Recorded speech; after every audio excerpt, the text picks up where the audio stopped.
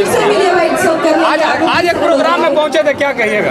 बस ये प्रोग्राम नहीं हम लोगों का है कि गाने का इवेंट है राजा हमरा से, जिसमें मैं और आकांक्षा जी ने काम किया है और प्रयास किया कि बेहतर करें, और हर दिन कुछ बेहतर करने के हम लोग प्रयास ही करते हैं एज ए कलाकार होने के नाते।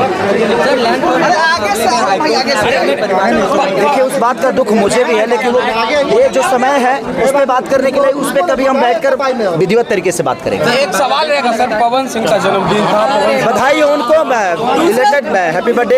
और ऐसा नहीं है, उनको भगवान उनको और जीवन दे ताकि भोजपुरी समाज को बेहतर से बेहतर चीजें मिले और हमेशा वो खुश रहे। लेकिन उनके साथ एक हीरोइन थी जिनको लेकर, छोड़िए कौन हीरोइन है उसको तो मैं जानता भी नहीं हूँ भाई, तो जो जिसको मैं जानता हूँ उसी के बारे में बात करूँगा। तो भगवान करे सब लोग खुश रहे, भगवान करे वो भी बड़े हों, सब लोग बड़े हों, सबका अपना जीने का तरीका है, वो अपने हिसाब से बेहतर जीते हैं, मैं अपने हिसाब से। हम लोग अभी आए हैं अपने जीवन में इतना बेहतर गाना लेके, तो मैं चाहता हूँ कि हम लोग इस पर चर्चा करें।